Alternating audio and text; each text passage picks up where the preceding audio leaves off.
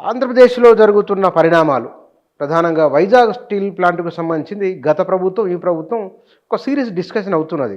బహుశా steel plant భవిష్యత్తు ఏం కావచ్చని మీరు అనుకుంటున్నారు? మనం నేను వెళ్ళానండి ధర్నాలు వాటిలో లేకపోతే సమావేశాలు రౌండ్ టేబుల్లో పార్టిసిపేట్ చేశాను. సంవత్సరాలుగా సాగుతున్న టెంట్ ఏదైతే ఉందో రోడ్డు పక్కన వేసుకున్న అనుమతి ఇచ్చారు. అది వర్షానికి పడిపోతే పరిస్థితి చెప్తానండి, తిరిగి వేసుకోవటానికి అనుమతి ఇవ్వకుండా దుర్మార్గమైన ప్రభుత్వ పాలన నడుస్తుంది.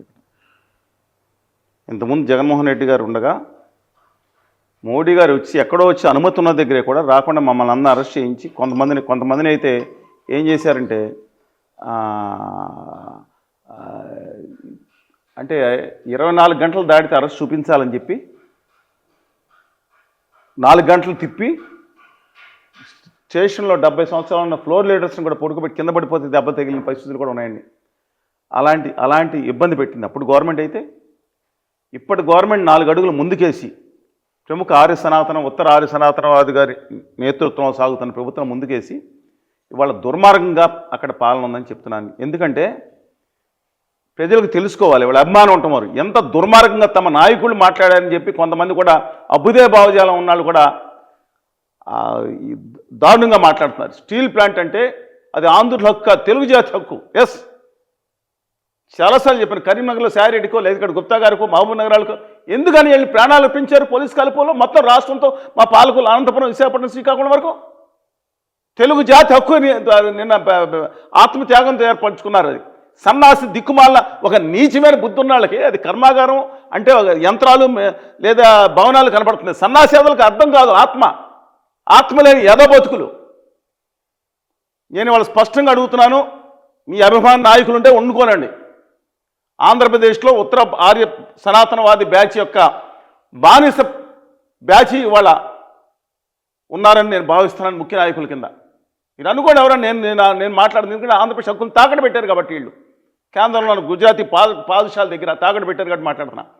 ఇవాళ ఏంటంటే వాళ్ళు గౌరవ ముఖ్యమంత్రిగా చంద్రబాబు నాయుడు గారి మనసులో నేను అనుకుంటాను ఏదన్నా కానీ ఆయనకి స్టీల్ ప్లాంట్ అమ్మేసి ఈ దుర్మార్గాన్ని పెట్టే ఈయనే కారణమయ్యారనేది ఉండాలని ఉండదు, నేను ఎవరికైనా ఉండదు. కానీ ఇవాళ కేంద్రంలో ఉన్న ఆదాని అండ్కో ఉత్తర భారతీయ జనతా పార్టీ ఏది చెప్తే అది ఫాలో తూచా తప్పకుండా ఫాలో అవ్వాల్సిన పరిస్థితి వచ్చిందేమో. కానీ ఎందుకు ఏం మాట్లాడారండి ఆయన? తేడా వస్తే ఎవరైనా తప్పుగా మాట్లాడితే పీడీ యాక్ట్ పెట్టి లోపల వేసేస్తారా? వేసేస్తే ఎత్తుకుని వేసేస్తే ఏమండి తప్పు కదండి అది మీరు మాట్లాడింది. చెప్తున్నాను ఎందుకు అంత కోపం ఎందుకు వచ్చినట్లు ఆయన కారణం ఏమో. ఆదాని గారు అంటే కంపెనీ అవ్వకపోతే ఎత్తుకుని లోపల వేసేస్తారు ఆయన వేసినట్టు. అంటే జగన్మోహన్ రెడ్డి గారు ఒక్కళ్ళే వేసేసారనుకుంటున్నారు మీరు. చీమ చిట్టుక్కుమంటే శివుడు ఆజ్ఞ లేదా చీమైనా చిట్టుక్కుమంటుందో కానీ అమిత్ షా గారు ఆజ్ఞ లేకుండా దక్షిణ భారతదేశం స్టాల్వార్ట్ పొలిటికల్ లీడర్. మీరు అవుననుకున్నా కాదనుకున్నా దక్షిణాదిలో వెంకయ్యనాయుడు గారు షెడ్యూకి పంపించేసిన తర్వాత ఈయనే కదండి సీనియర్ మోస్ట్ లీడర్. ఈయన అరెస్ట్ చేశారంటే అమిత్ షా గారికి ఆజ్ఞ లేకుండా అరెస్ట్ జరుగుతుంది. 53 రోజులు లోపల వేసారంటే ఢిల్లీలో ఏ జడ్జి ఉన్నారు మాట్లాడుతున్నారు అనే విషయం కూడా స్వయాన వాళ్ళ రాష్ట్ర పార్టీ అధ్యక్షులు గారు అమిత్ షా గారు అడిగారని కూడా చెప్పారు. నేను చెప్పింది కదా బహిరంగ చెప్పారు. అంటే ఆయన ఎలాగైనా నెగ్గే పరిస్థితి వచ్చింది కాబట్టి ఆయన సాగుబడి చెవులు మూసి ఆయన బలవంతంగా మనిషిని పంపించి ఆయన పొత్తులో పెట్టుకుని ఇవాళ అక్కడ లేకపోతే కేంద్ర ప్రభుత్వం పడిపోయే సిచ్యువేషన్ మీరు ఆడుకోండి, మీ బాధ లేదు. కానీ ఆంధ్రప్రదేశ్ లేదా తెలుగు జాతి హక్కుల మీద ఎవడండి వీళ్ళు రావడానికి? గౌరవ ముఖ్యమంత్రి చంద్రబాబు నాయుడు గారు ఒకటే విజ్ఞప్తి చేస్తాను. నేను 2 విషయాలు అడుగుతాను దయచేసి విత్ మై హంబుల్. ఎందుకంటే మిమ్మల్ని బూతులు తిట్టిన వాళ్ళందరూ మీ నెత్తిమే పెట్టుకోండి. మేము ఎవరిని తిట్టడం చర్చల్లో చెప్పులు పెట్టుకోవటం చాలా గౌరవంగా హుందాతనంతో నేను మిమ్మల్ని ప్రశ్నిస్తా ఉన్నాను. ఇదే ప్రశ్న ఇంతకుముందు జగన్మోహన్ రెడ్డి గారు కూడా ఇస్తాం తాకట్టు పెట్టినందుకు ఆంధ్రప్రదేశ్ హక్కులు మిమ్మల్ని అడుగుతున్నాను. మేము అడిగింది ఏంటంటే అక్కడ మేము ఆ కార్మికులు కానీ మీరు వచ్చిన తర్వాత గత ఈ మధ్యకాలంలో సంవత్సరంలో 6,000 మంది ఎంప్లాయీస్ని తీసేశారు. అంటే 6,000 మీరు చెప్పేది కరెక్ట్. 11 అందులో తెలంగాణ వాళ్ళు కూడా చాలామంది ఉన్నారు, చెప్తారు మీకు లెక్కలు. ఈ ఉద్యోగస్తుల్లో 95% తెలుగు పెట్టలే, 5%లో ఒరిస్సా వాళ్ళు కొంతమంది ఉంటారు. వీళ్ళలో 1150 మంది పైగా పర్మనెంట్ ఎంప్లాయీస్. వాళ్ళకి బలవంతాన్ని వీఆర్ఎస్ పెట్టి పంపించారు. 4 నెలలు కొంతమంది జీతాలు కూడా లేవు.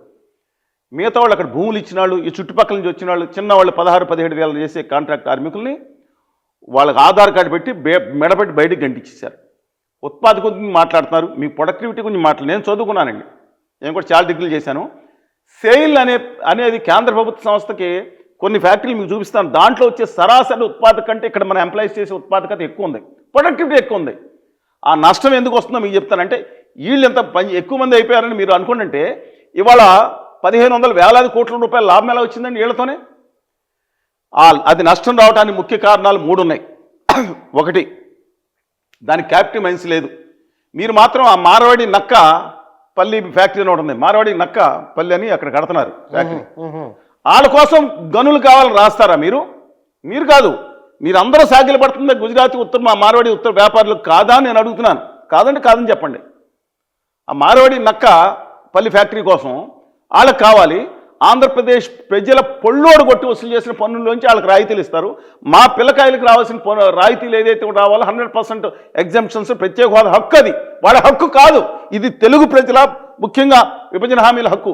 అందులో మన యువత, తెలుగు యువత 10 నుంచి 15 లక్షల మంది యువత వాళ్ళు సొంత రాష్ట్రంలో, వాళ్ళ రాష్ట్రంలో వాళ్ళు 100% రాయితీలును 10 లక్షల రూపాయల సహాయం ఇస్తానన్న మీ నాయకులు హామీ ఇచ్చిన ప్రకారం ఇస్తే 10 నుంచి 15 లక్షల మంది పారిశ్రామికవేత్తలు మాడతారు. ఎందుకు వలసవాదులుగా ముద్ద ఎంచుకుంటారు? వాడు నా అక్కడ బిడ్డలు, వాళ్ళు తెలుగు బిడ్డలు, వాళ్ళు పారిశ్రామికవేత్తలుగా మారాలి. వాళ్ళు 10 మందికి ఉద్యోగం ఇవ్వాలి. అక్కడ మార్వాడీలు వచ్చి పని చేయాలి. గుజరాతీ వాళ్ళు 2 సార్లు మా దగ్గర పెట్టండి, వాళ్ళు కాళ్ళు మొక్కాలి, మీరు మొక్కినట్టు. నేను అడుగుతా, ఆత్మగౌరవం అనేది మా బిడ్డలకు అక్కర్లేదా? నేను అడుగుతున్నానండి, వీళ్ళకి అక్కర్లేదా? అంటే వీళ్ళ కుటుంబానికి, వీళ్ళ ఊరికి, ఈడికి కుర్రాడుకున్నాడు, ఈడికి పేరు తెచ్చుకుంటాం అనేసి వాళ్ళ మార్వాడి గారి ఫ్యాక్టరీ వచ్చాం, అది గొప్పదండి పోచారు.